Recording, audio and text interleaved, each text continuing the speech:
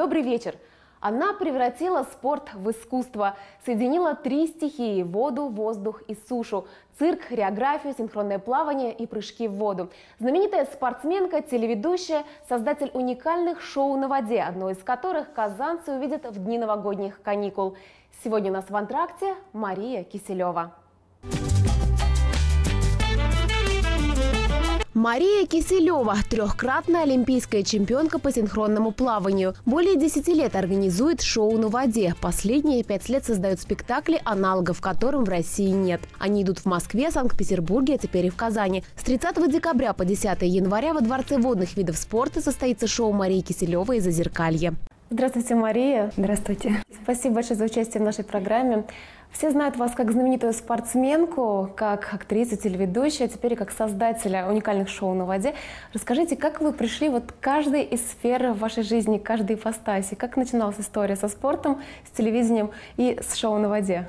Спорт из детства. Привели в спорт, конечно же, родители, как это чаще всего и происходит. Родители меня отдали в спорт. Сначала для того, чтобы научиться просто плавать, нужно было укреплять спину, чтобы ребенок умел плавать, чтобы ребенок был занят. Увидели объявление о наборе девочек в группу синхронного плавания моего года рождения и решили меня туда записать. Мало представляя тогда еще, что это за вид спорта и что это конкретно. Тренер посмотрел, девочка тренеру понравилась, она сказала: мы берем. Вот с того времени, это далекий 84-й год, и с этого времени началась история, связанная с синхронным плаванием, которая продолжается по сей день. Она не заканчивалась никогда, как ни странно. То есть вас покорила водная стихия? Наверное, можно так сказать, в какой-то степени так и происходит, да. Несмотря на то, что в детстве я боялась воды.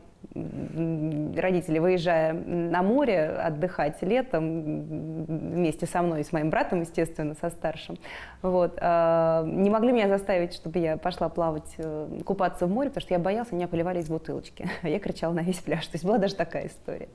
А как побороли этот страх? Ну, наверное, вот в том числе и тем, что меня родители отдали в бассейн. Старший брат занимался, и меня нужно было тоже водить вместе с ним. И как-то вот так потихонечку страх преодолелся, и более того, вода как-то стала так связана с моей жизнью всегда, практически на всех направлениях моей деятельности. Вот. Журналистика тоже, получается, получилась и вышла из воды, если можно так сказать, потому что первые мысли о том, что пойти учиться на журфак, у меня появились после того, как я приняла для себя решение, выбирая, чем же я буду заниматься в этой жизни после спорта. Мне на тот момент казалось, что так мало рассказывают про синхронное плавание, мало говорят, мало пишут, мало показывают. И я подумала, ну почему бы тогда мне самой не начать рассказывать про то, что я люблю. И вот это был такой первый посыл для поступления на журфак МГУ. И потом уже пошли дальше развитие уже телевизионной карьеры, которая привела в свое время еще и в кино. Такая реализация детской мечты, наверное. Когда Бортко увидел меня в программе «Слабое звено», он вот решил, что Варя Иволгина должна быть именно такой.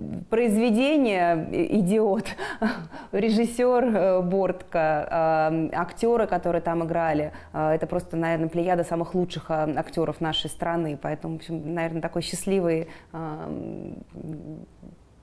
стечение обстоятельств, я не знаю, или подарок судьбы, наверное, такой, который был в моей жизни. И потом все это как-то вот так дальше шло, и плавно переросло это в проекты, которыми я стала заниматься на воде после окончания уже карьеры спортсменки в 2004 году.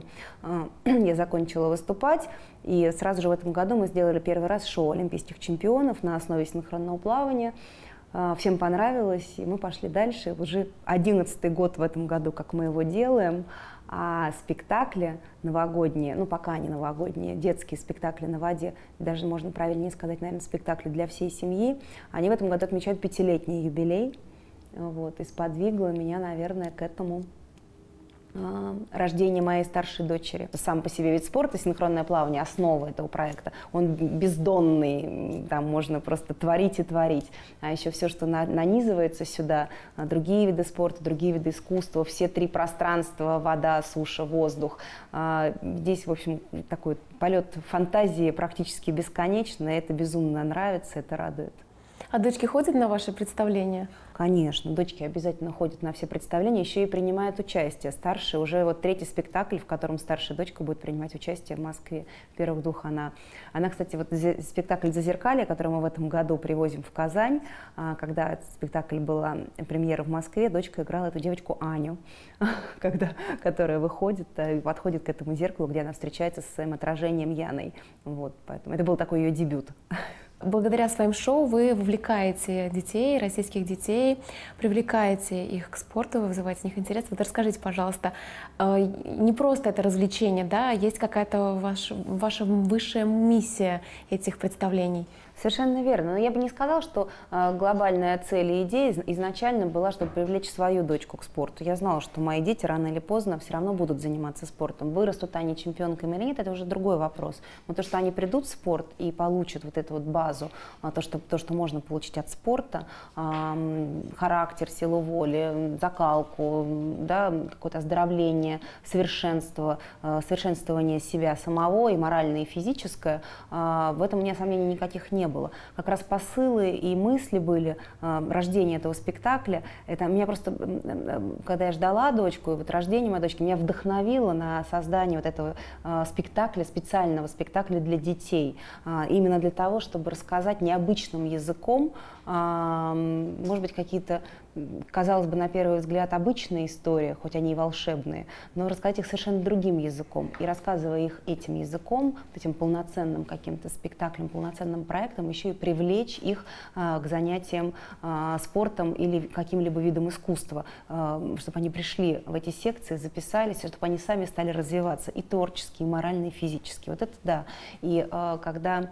То есть получается, что действительно эти проекты, спектакли на воде, они действительно стали популяризацией водных видов спорта, потому что я сама вижу и сама слышу, как детки после спектаклей просят родителей записать их в различные секции синхронного плавания, прыжков в воду, хореографические какие-то коллективы или в цирк, потому что они видят, что их герои умеют все делать, и плавать, и летать, и прыгать, и танцевать. И они тоже так хотят. Они говорят: я хочу как русалочка, я хочу как пират, я хочу как Аня, я хочу как Катамабаш. Пытались соединить несоединимые вещи. Действительно, мы пытались именно это сделать. Мне кажется, нам удалось соединить и виды искусства с видами спорта, и разные пространства, и все это еще сделать вместе в одной такой оболочке единого сюжета. То есть смысл не в том, что это набор, что это дивертисментная программа, когда идет набор номеров, а здесь все подчинено единому смыслу, все работает ради какого-то образа, ради какой-то цели, чтобы донести какой-то смысл до наших зрителей, как, предположим, сейчас вот с «Зазеркальем». Да? Ну, в каждом спектакле есть своя цель, свой сценарий, да? Своя какая-то идея, которая сквозит от начала и до конца. Есть плохие герои, есть хорошие герои. Добро всегда побеждает зло, как в хорошей сказке всегда должно быть. Да? Есть какой-то посыл, который мы хотим донести до зрителей, может быть, посмотреть на себя со стороны, может быть, открыть в себе какие-то новые вещи, может быть, избавиться от каких-то страхов. И самое главное, наверное, это испытать те эмоции, которые, может быть, никто из них никогда в жизни не испытывал. Вот это, знаете, такая смесь, поскольку спектакли идут в новогодний период, предновогодний, новогодний, когда вся атмосфера пропитана каким-то таким необычным ощущением и ожиданием. И вот мы стремимся своими спектаклями тоже подарить это нотки волшебства, внести в жизнь каждого зрителя на нашем спектакле, чтобы они поверили в мечту, поверили в чудо, поверили в волшебство. Мария, вы объединяете культуру и спорт. На ваш взгляд, что действительно объединяет и спорт, и культуру? Наверное, если говорить вообще непосредственно про синхронное плавание, то синхронное плавание — это и спорт, и искусство само по себе 50 на 50. Это постоянные образы, это постоянная какая-то эмоция, которую ты доносишь до зрителя. И в спорте, и в искусстве есть эмоции, есть большая работа, вложенная в это, есть внутренний духовный мир, очень сильный, богатый. И чем богаче твой внутренний мир, знаете, в спорте есть такой стержень внутри, да, и в искусстве этот стержень должен быть. И когда вот этот стержень накладывается на твой творческий внутренний мир, и когда это совпадает, это выливается во что-то, нечто совершенно новое, которое вызывает бурю эмоций. И результат совершенно другой. То есть и в спорте, как и в искусстве должен быть талант, да? Одних тренировок недостаточно. Нет, вы знаете, в спорте на одном таланте, к сожалению, далеко не уедешь. В принципе, так же и в искусстве, да, быть пианистом невозможно. Это же большая-большая работа. То есть это очень трудолюбие, наверное, даже на первом месте должно стоять. Потому что каким бы талантливым ни был ребенок, да, сколько бы ни было в него заложено, если он будет ленивым, если он не сможет справиться с тем, что нужно работать каждый день и работать много, то, к сожалению, талант никуда не пробьется. Нельзя будет достичь каких-то результатов, каких-то высот, выйти в какое-то воплощение, в реализации не будет. А если трудолюбивый человек, и есть еще какая-то искорка заложена таланта, а в каждом человеке, в каждом ребенке есть какой-то свой талант, есть что-то заложенное изначально, по-другому не может быть. Абсолютно в каждом человеке есть что-то свое, уникальное, то, что можно развить и вынести, и реализовать потом в жизни. Вот если это все накладывается на трудолюбие, если правильно выбрано направление деятельности, вот тогда случаются какие-то вот такие большие, хорошие, великие вещи. Мария, как вы считаете, удалось ли вам в своей жизни сделать спорт искусством и достигаете ли вы этой цели своими шоу? Я к этому стремлюсь. Я над этим работаю постоянно, регулярно и рада, что могу находить вдохновение практически вот во многих вещах, в том, что окружает нас. Это счастье. А, например, в чем вы находитесь? Дети, в первую очередь, свои. В первую очередь, это вот дети, они толкают на любые подвиги, на любые поступки, окрыляют, вдохновляют, заставляют двигаться вперед, идти с распахнутыми широко глазами и быть счастливой. Это в первую очередь. А так, в принципе, какую-то идею, какое-то вдохновение, какую-то мысль, какую-то фантазию можно вот каждую минуту в чем угодно найти. Просмотренный фильм, прочитанная книга, поход куда-то на выставку, разговор с каким-то человеком, вдруг, неожиданно, какая-то ситуация в жизни, какая-то ситуация вот даже там на улице, все что угодно, погода, вдруг луч солнца так красиво упал на ярко-красное осеннее дерево, и ты по-другому увидел себе картинку, ты представил уже какой-то образ, который тебе хочется вынести куда-то в какой-то номер, воплотить в жизни в каком-то спектакле. Вот это вот так вот одно вот прям ниточка цепляет одно за другое, это вдохновение, вот эта мысль, такой творческий полет и фантазия. Главное не упускать и видеть все это и чувствовать. Это хорошо, когда у тебя есть возможность сделать то, к чему у тебя лежит душа, то, чем ты горишь. Вот, и каждый, мне кажется, должен делать в этой жизни то, что он умеет, и то, в чем он может реализоваться на 100% с пользой не только для себя, а с пользой для общества и вообще для жизни и для людей. Вот я со своей стороны пытаюсь, воплощая, соединяя вот спорт и искусство, дарить, развивать это направлении, дарить эмоции, наслаждение людям и давать им посылы для того, чтобы они развивались сами, приходя в спорт и в искусство и приводя туда своих детей. Спасибо большое, Мария. Под занавес предлагаю вам рубрику из коротких вопросов, коротких ответов.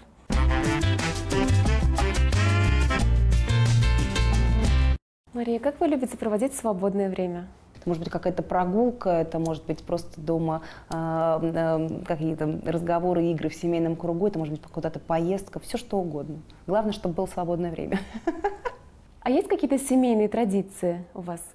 Семейные традиции обязательно. Новый год мы всегда справляем дома с новогодней елкой, запахом мандаринов и в семейном кругу. И отдыхать тоже ездим всегда вместе, но это традиция, пришедшая еще от моих родителей.